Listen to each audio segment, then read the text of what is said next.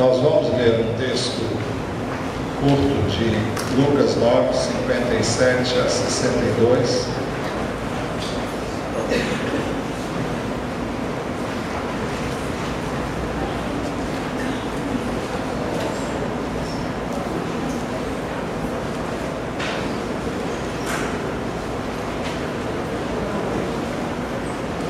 Quando andavam pelo caminho, o homem lhe disse: eu te seguirei por onde quer que fores. Jesus respondeu: as raposas têm suas tocas e as aves do céu têm seus ninhos, mas o Filho do Homem não tem onde repousar a cabeça. A outro disse: siga-me. Mas o homem respondeu: Senhor, deixa-me ir primeiro sepultar meu pai. Jesus lhe disse: deixe que os mortos sepultem os seus próprios mortos. Você, porém, vá e proclame o reino de Deus. Ainda outro disse: vou seguir-te, Senhor, mas deixa-me primeiro voltar e despedir-me da minha família.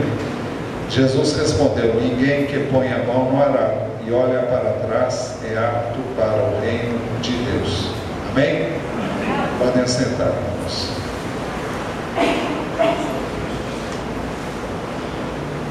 No domingo passado, à noite, nós trouxemos uma mensagem que tinha por objetivo levar os irmãos a refletirem sobre o que dissemos, tendo em vista o fato de que nós estamos caminhando agora em células para aplicarmos aquilo que vocês receberam ao longo de praticamente 6 meses em doses homeopáticas, e eu creio que todos agora estão super preparados para irem ao encontro das pessoas que precisam ouvir a palavra de Deus.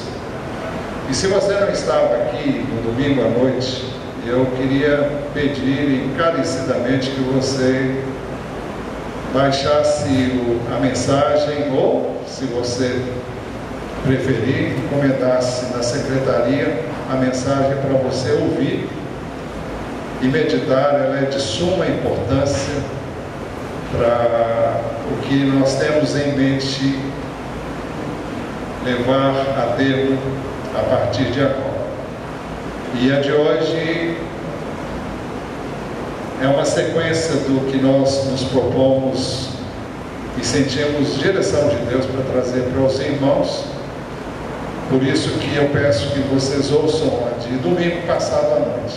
Nós a trouxemos à noite porque de manhã foi dia dos pais e nós nos ativemos a uma mensagem voltada para este tema, mas eu insisto, se você não ouviu, procure ouvir para que você possa saber o que foi dito, porque é importante para o que nós estamos fazendo. Esse trecho, que é bem conhecido de todos nós, fala de 3 pessoas, 3 tipos de pessoas, e a cada um Jesus mostra o que significa seguir. O primeiro tipo é o precipitado. Quando andavam pelo caminho, o homem lhe disse: eu te seguirei por onde quer que fores. Eu creio que eu e você muitas vezes já tomamos decisões e fizemos escolhas precipitadas, ou dissemos palavras precipitadamente. Na Bíblia nós temos o exemplo de Pedro, que sempre foi muito precipitado naquilo que ele disse, e ele prometeu mesmo a Jesus que estava pronto até para morrer, se preciso fosse, e o Senhor disse para ele que as coisas não eram bem como ele estava pensando. E aqui nós temos algo semelhante. Esse homem disse: eu te seguirei por onde quer que fores. Ele agiu impulsivamente, precipitadamente, possivelmente movido pelas emoções. Ele se empolgou com o que Jesus estava dizendo, com o que ele estava vendo, e ele naturalmente se deu facilmente. Mas Jesus então chama esse homem a refletir sobre o custo de segui-lo. Jesus respondeu: as raposas têm suas tocas e as aves do céu têm seus ninhos, mas o Filho do Homem não tem onde repousar a cabeça.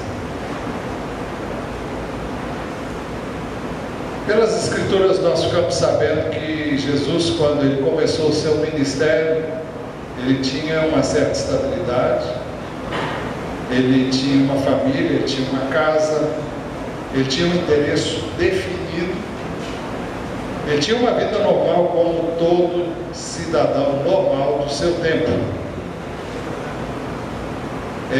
Mateus 13 nos diz e nos dá conta disso. Chegando à sua cidade, começou a ensinar o povo na sinagoga. Todos ficaram admirados e perguntavam: de onde lhe vem esta sabedoria e esses poderes miraculosos? Não é este o filho do carpinteiro? O nome de sua mãe não é Maria? Não são seus irmãos Tiago, José, Simão e Judas? Não estão conosco todas as suas irmãs? De onde, pois, ele obteve todas essas coisas? Nós entendemos então que Jesus não era tão óbvio como alguém já disse. Jesus se misturava com as demais pessoas e ele era visto apenas como um membro de uma família estruturada, organizada, que era conhecida de todos, todos conheciam-no e também os seus irmãos e irmãs. Então era alguém conhecido como o filho do carpinteiro e, enfim, alguém que era estável no contexto da sua cidade e do tempo em que ele vivia. Mas essa situação não permaneceu. Depois que Jesus se dedicou ao ministério, ficou difícil saber onde ele residia. Os irmãos podem ver isso em Lucas 21. O texto diz assim: Jesus passava o dia ensinando no templo e ao entardecer saía para passar a noite no monte chamado das Oliveiras. Todo o povo ia de manhã cedo ouvi-lo no templo. Bom, Jesus, antes de começar o seu ministério, ele morava em Nazaré e foi ali que ele viveu praticamente até os 30 anos. Mas Jesus agora já está em Jerusalém, onde ele passou uma boa parte do seu tempo. E aqui diz que ele passava o dia ensinando no templo e ao entardecer ele não ia para casa, mas ele passava a noite no monte chamado das Oliveiras. Isso nos liga ao assunto da semana passada à noite, porque nós vimos que Jesus gastava bastante tempo em oração e um dos lugares preferidos por ele para orar era exatamente ali no Monte das Oliveiras. E nós chegamos a trazer para os irmãos refletirem a pergunta: qual era o tempo que Jesus tinha para dormir? Porque a impressão que a gente tem é que ele dormia muito pouco, porque vários textos da Bíblia mostram que ele estava sempre orando, e ele orava sempre à noite. Então é claro que, bom, nós temos textos que mostraram, nós vimos isso no domingo passado, em que ele gastou uma noite inteirinha em oração. Houve momentos em que ele gastou quase toda a noite, houve tempos em que, ocasiões em que ele levantou de madrugada para orar. Então dormir ele devia dormir, mas não era prioridade para ele. Não estou dizendo que você vai fazer o mesmo, porque nós temos limitações e talvez Jesus soubesse até mesmo que o tempo de vida dele seria tão curto e ele se dedicou inteiramente à tarefa que o Pai havia confiado a ele. Mas isso aí não é o nosso assunto especificamente. Mas o fato é que Jesus cada dia estava num lugar. Muitas vezes ele dormia no relento, ao relento. E seguir a Jesus dentro do Jesus colocou agora significava abrir mão de determinadas coisas que todos normalmente têm como direito de todo cidadão. Eu não estou dizendo que você não possa ter uma casa, não estou dizendo que você não possa ter uma vida estável. Nós vamos chegar lá e você vai entender aonde nós queremos chegar. Mas no contexto em que Jesus colocou, era isso mesmo que significava. Ser seu discípulo, seguir a Jesus, naquele momento significava isso. Abrir mão de todas as coisas possíveis e imagináveis que seriam plenamente normais na vida de qualquer cidadão. Seguir a Jesus significava abrir mão de N coisas para que você pudesse então se dedicar àquilo que Ele gostaria que você fizesse. Quem quer seguir a Jesus precisa se livrar de todo e qualquer embaraço e deve ser livre para Ele. É por isso que Ele nos chama, nos convida a avaliar o custo de seguir. Lucas 9, 23. Jesus dizia a todos: se alguém quiser acompanhar-me ou seguir-me, como diz a outra versão, negue-se a si mesmo, tome diariamente a sua cruz e siga-me. Pois quem quiser salvar a sua vida, a perderá. Mas quem perder a sua vida por minha causa, esse a salvará. Este a salvará.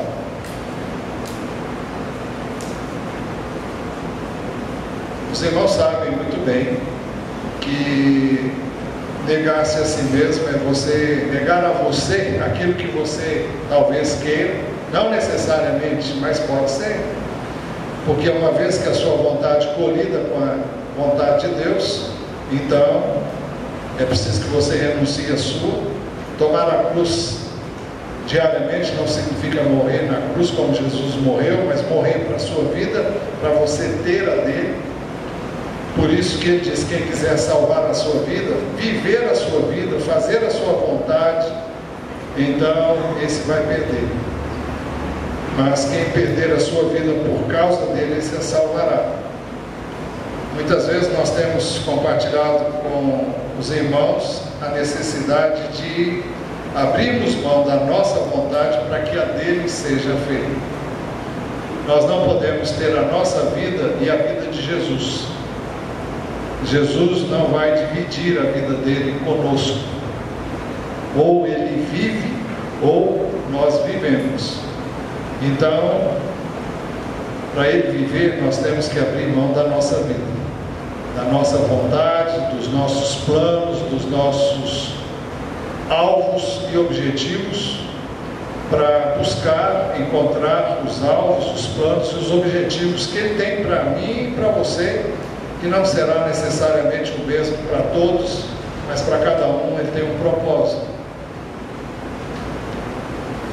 O próximo slide, Lucas 14, 28, dentro desse mesmo tema, ele pergunta: qual de vocês, se quiser construir uma torre, primeiro não se assenta e calcula o preço para ver se tem dinheiro suficiente para completá-la?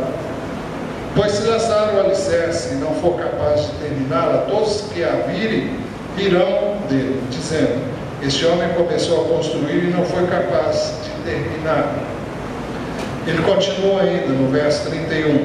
Ou qual é o rei que, pretendendo sair à guerra contra outro rei, primeiro não se assenta e pensa se com 10.000 homens é capaz de enfrentar aquele que contra ele vem com 20.000?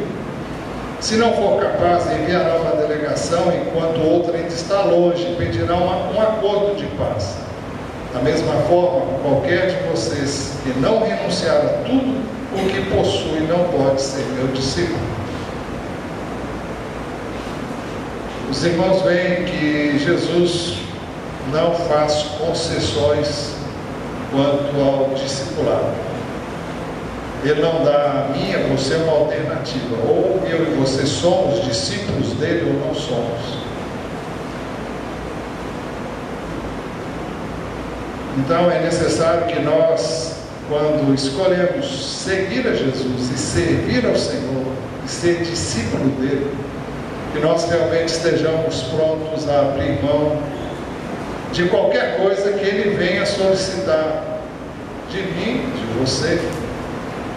Eu repito, não significa que necessariamente o que ele vai pedir de você seja o mesmo que ele pede de mim.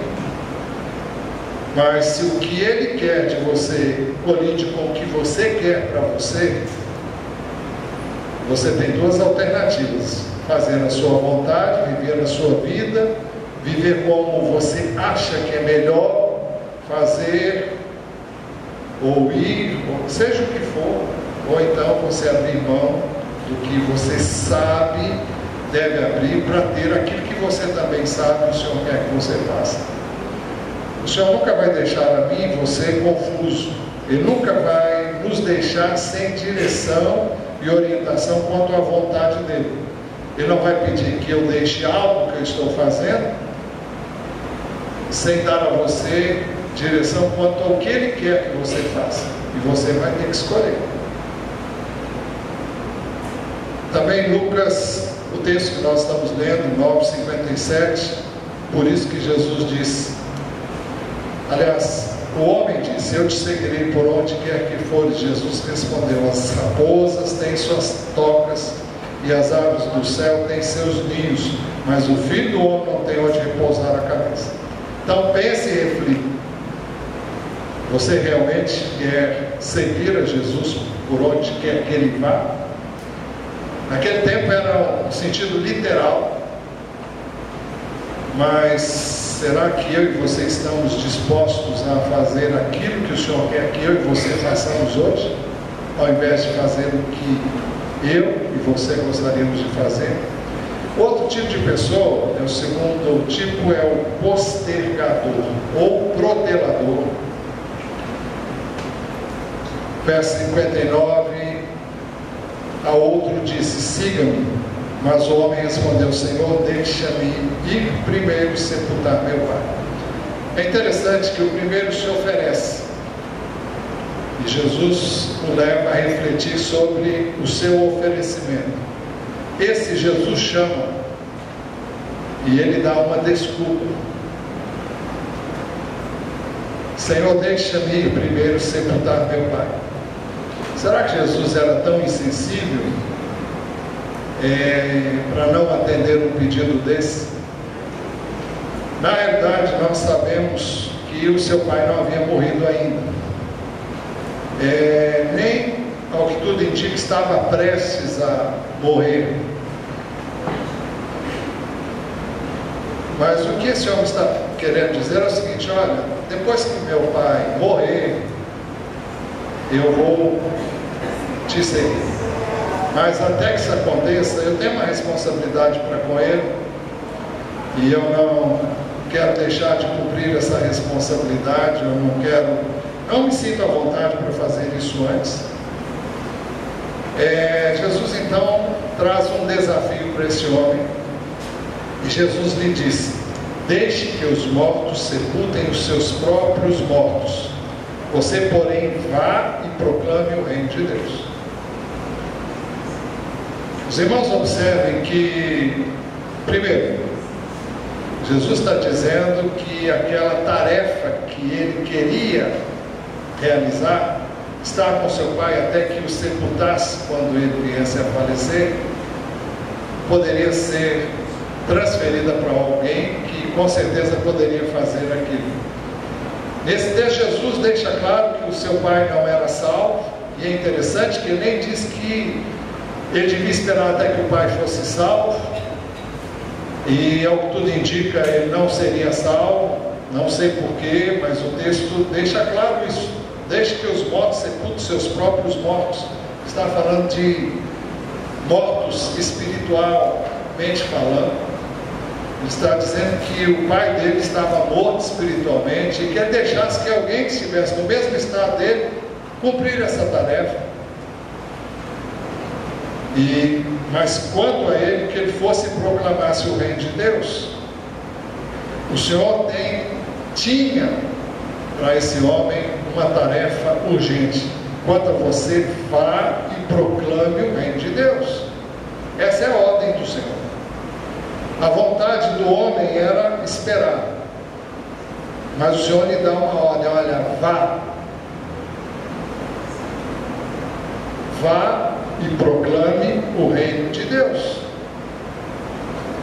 Eu creio que quando nós temos essa certeza de uma ordem, de uma orientação clara e segura, eu tenho duas opções ainda: atender a essa ordem ou simplesmente seguir o meu plano.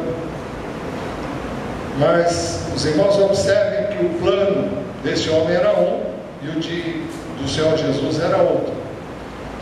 E Jesus aqui é bem claro: olha, vá e proclame o reino de Deus. Essa é a minha tarefa para você. Eu quero que você deixe tudo que você tem planejado para você ir e fazer isso. Jesus está dizendo que essa tarefa não pode ser protelada, não pode haver postergação, não pode haver adiamento, não pode ser deixada para outra ocasião e nem feita em algum outro momento. Por isso que Jesus diz: deixe que os mortos sepultem os seus próprios mortos, você, porém, vai e proclame o reino de Deus. Eu creio que eu e você não podemos escolher o tempo e a hora. O Senhor é quem decide e define o tempo e a hora. Cabe a mim responder ou não a essa ordem. Mas vem o terceiro tipo, que é o pesaroso. Ainda outro disse: você quer, Senhor, mas deixa-me primeiro voltar e despedir-me da minha família.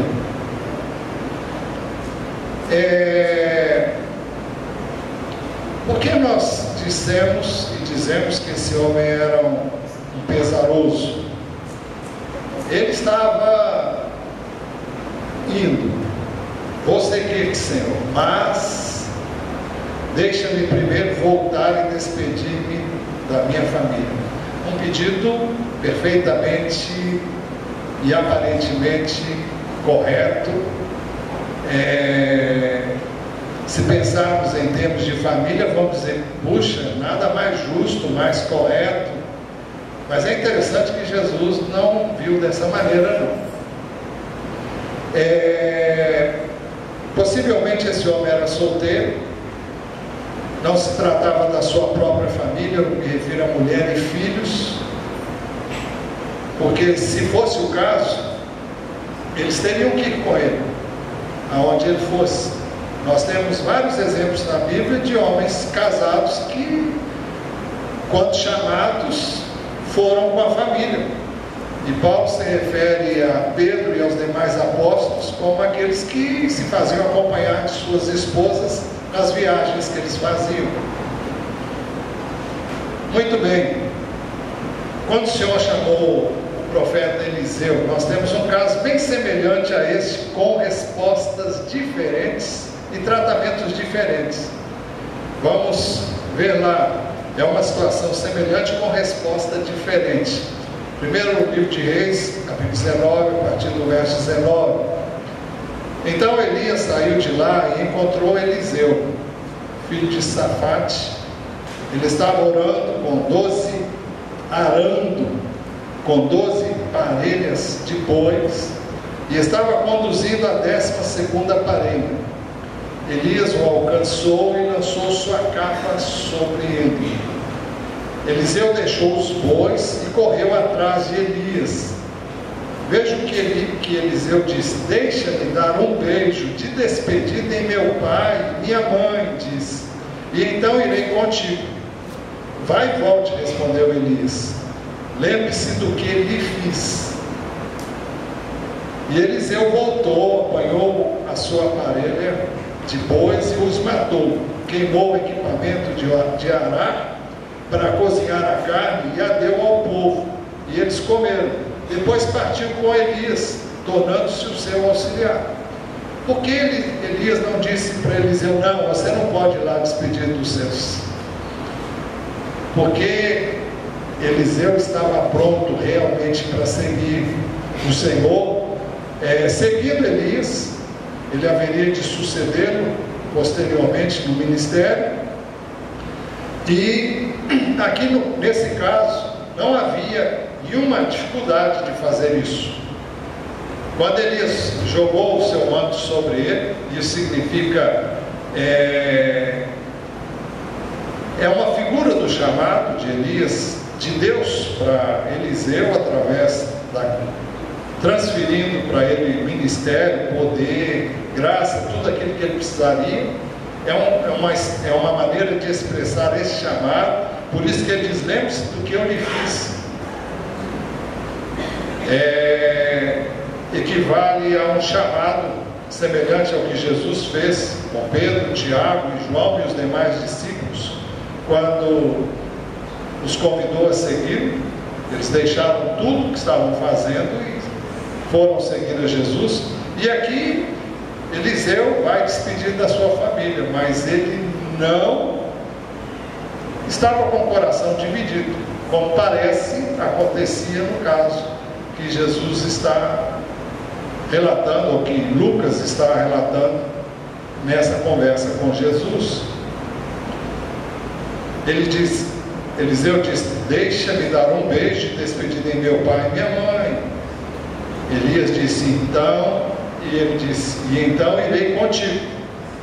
Elias disse: vá e volte.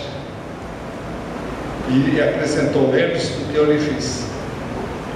Então havia um chamado, e Eliseu estava bem cônscio desse chamado, e todos nós sabemos que ele atendeu esse chamado e realmente teve um ministério que muitas vezes parece até ser maior do que o que Elias tinha. Mas a resposta de Jesus pode ser interpretada duplamente, como um desafio ou como uma reprovação. Jesus respondeu: ninguém que põe a mão no arado e olha para trás é apto para o reino de Deus. Nós podemos entender aqui como um desafio: olha, se você quer realmente me seguir, vá em frente, não olhe para trás, não fique com pesar de deixar nada para trás, não fique com sentimentos que o prendam a essa tarefa que você está recebendo, ou que você pode receber. E esse seria o desafio, e ele teria que então aceitar ou não o desafio. Mas pode ser entendido também como uma reprovação: olha, uma vez que você está com o coração dividido, você não é apto para o reino de Deus. Quem na terra tem um ponto de referência, tem que ter um ponto de referência. Hoje as coisas são diferentes, mas a pessoa que ara, pelo menos no método antigo, ela tinha que ter um ponto, ela tinha que estar de olho num ponto, e o arado tinha que ir reto até chegar naquele ponto, senão ia ser um zigue-zague tremendo, e aí não atenderia ao propósito. Então ele não poderia nem um pouquinho olhar para trás, porque se ele está arando aqui, ele olha para trás, o arado vai para cá. Tinha que ir sempre em frente, reto, e não podia perder o alvo, o objetivo que ele tinha de chegar lá no final, naquela aragem, naquele trilho que estava sendo traçado, naquele sul, quando a terra estava sendo revolvida.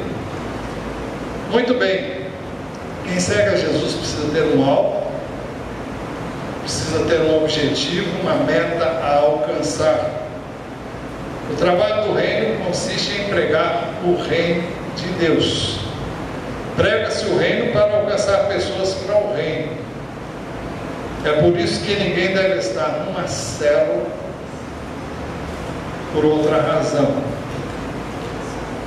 Eu sei que os irmãos estão, pelo que eu tenho ouvido dos supervisores, os irmãos estão se deleitando no atual modelo de célula. É muito bom, vocês estão podendo falar à vontade, né?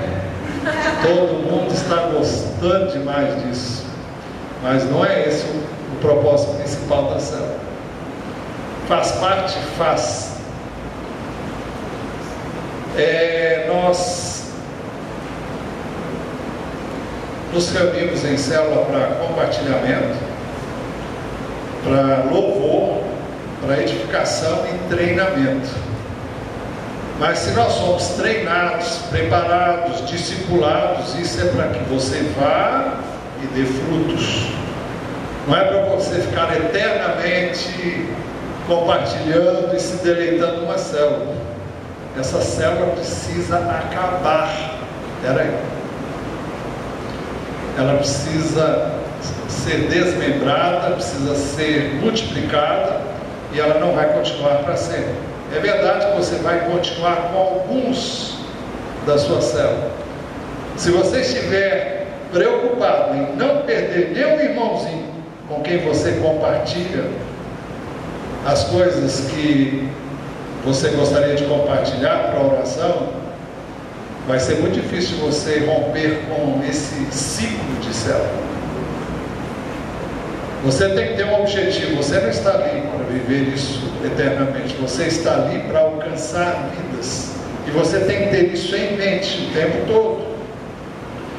Então, para se engajar neste projeto, primeiro, você não pode ser precipitado. O texto que nós lemos, primeiramente, diz assim: quando andavam pelo caminho, o homem lhe disse: eu te seguirei por onde quer que for. Jesus respondeu: as raposas têm suas tocas e as aves do céu têm seus ninhos, mas o filho do homem não tem onde repousar a cabeça. Então você tem que pensar. Eu sei que o tempo a pensar já passou quando você entrou em células. Essa oportunidade já foi dada a você, mas ela é dada novamente a você hoje. Estar numa célula não vai ser uma coisa fácil. É um ministério sacrificial. É um trabalho que vai exigir algo de você. É preciso que você seja disciplinado. Você não está num piquenique, você está numa batalha. Você enfrenta e enfrentará dificuldades. E é necessário que você leve tudo com realmente empenho, tendo um objetivo, um alvo a ser alcançado, que é o de alcançar pessoas para Jesus. Para quê? Para a gente ter mais gente? Já seria um bom motivo, mas não é esse o motivo. É porque as pessoas estão perdidas. E nós temos essa responsabilidade. Nós não podemos nos omitir, não podemos dizer: eu não sabia ou nunca pensei nisso, porque você não pode alegar isso. E é por isso que você tem que ter disciplina, você precisa ser assíduo, você precisa ser pontual, para que quando você trouxer alguém a Cristo, essa pessoa veja em você um modelo a ser seguido.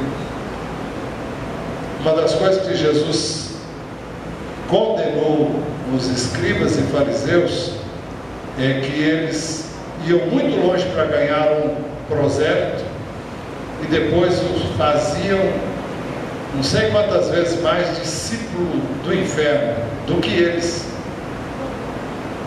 porque o tipo de vida que eles levavam era totalmente incompatível com aquilo que eles professavam crer com a boca deles. Então nós temos que realmente estarmos dispostos a abrir mão de N coisas que nós gostaríamos de fazer para que nós possamos então alcançar o objetivo que temos e que o Senhor nos tem dado. O desafio que Deus tem nos dado, que é de pregar o reino e alcançar pessoas para os céus. Para se engajar neste projeto, em segundo lugar, você não pode ser um postergador, um protelador.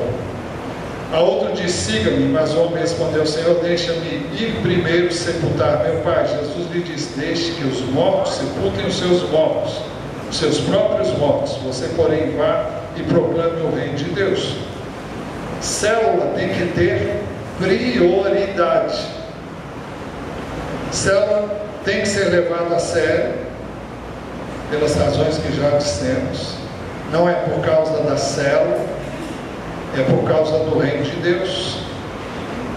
Não é por número, mas é para resgatar vidas que estão condenadas à morte. Alguém pode dizer: eu vou à célula se der tempo, se não pintar outra coisa, se eu não tiver algo melhor para fazer. Ou então, deixe que eu primeiro me forme, deixe que eu primeiro termine isso que eu estou fazendo, depois eu vou me dedicar a uma célula. Deixa eu fazer primeiro um pé de meia, depois eu vou me dedicar à célula. É mais honesto você dizer: olha, eu tenho outras prioridades. Minha prioridade não é o reino, minha prioridade não é Jesus, minha prioridade não são os perdidos, isso não está no meu propósito, não está dentro dos meus alvos, então nem penso nisso. Muito bem, seja honesto e saia da célula, por favor, para que você não seja pedra de tropeço na vida de quem quer fazer a obra de Deus. Porque se alguém vem para a célula e vai ver você com esse tipo de vida, de acomodação, de indiferença, de frieza, então você vai ser um empecilho na vida dessa pessoa, ou então ela vai se tornar discípula do inferno, como Jesus disse, mais do que você.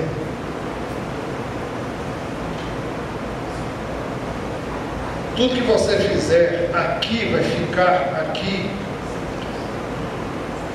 não vai permanecer, está reservado para destruição.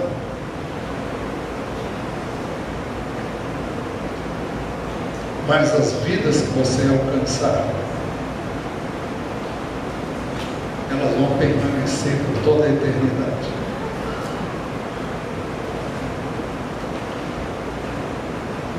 Então é preciso aplicar tempo e recursos no reino, porque assim você está plantando para a eternidade. É por isso que Jesus disse àquele homem: deixe os mortos, deixe que os mortos sepultem os seus próprios mortos, você porém vá e proclame o reino de Deus. Célula é o maior projeto missionário da igreja. Para se engajar nesse projeto, em terceiro lugar, você não pode ser pesaroso. A outro disse: vou seguir-te, Senhor, mas deixa-me primeiro voltar e despedir-me da minha família. Jesus respondeu: ninguém que põe a mão no arado e olha para trás é apto para o reino de Deus. Quem está participando de uma célula não pode ficar pensando o que ele está perdendo. Eu podia estar em tal lugar. Se eu não estivesse na célula, ou vou perder aquela festa, vou perder aquele aniversário.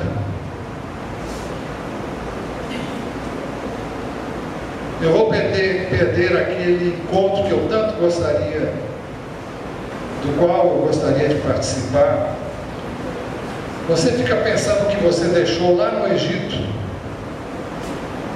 Você fica pesaroso pelo prejuízo que você está tendo quando vem para a célula.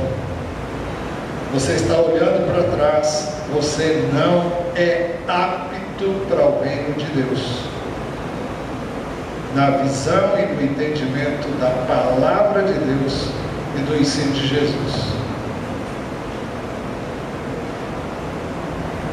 Quem não tem um objetivo específico, não tem uma estratégia e não a segue firme, não vai chegar a lugar nenhum. Eu quero dizer uma coisa para você: vida cristã autêntica, como Jesus disse, eu vim para que tenham vida e a tenham em abundância, ela só tem significado se você tiver os alvos que o Senhor tem, se você tiver os objetivos que o Senhor tem. A verdadeira alegria está em ver e contribuir para que vidas venham a Jesus. Essa alegria não tem outra igual, compatível ou semelhante a ela. o gozo, o prazer que o Senhor nos proporciona quando você fala de Cristo para outra pessoa. Eu já disse muitas vezes, compartilhando minha experiência pessoal, que é um prazer enorme você falar de Jesus, mesmo quando as pessoas dizem não. Você sente que sai virtude de você, você sente que sai poder de você. É verdade, as pessoas podem resistir a esse poder, as pessoas podem dizer não ao que está saindo de você, mas o Senhor vai permitir que você sinta e experimente, para que você saiba que Ele está com você e para que você continue falando. Muitos não vão crer, muitos não vão aceitar, mas muitos vão crer e vão aceitar.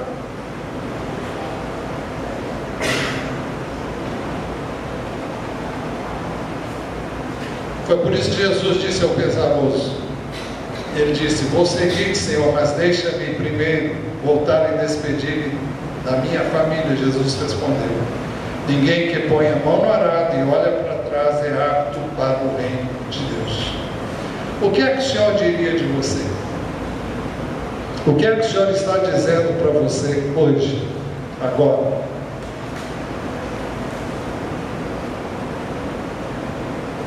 Para aquela segunda pessoa, Jesus disse: vá e pregue e proclame o reino de Deus.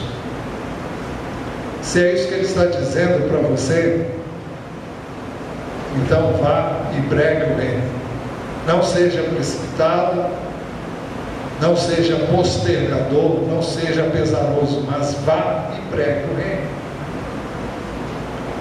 Desafios virão, e você, que faz parte de uma célula, está sendo desafiado a sair a campo, a sair em busca de pessoas que você sabe precisam de salvação.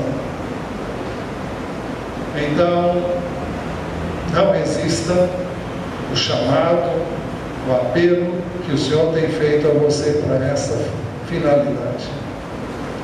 Eu queria que você agora curvasse a sua cabeça e falasse com Deus qual é a sua resposta a essas colocações que Jesus fez na sua palavra e que com certeza Ele pede que você se posicione diante do que foi colocado aqui nessa manhã.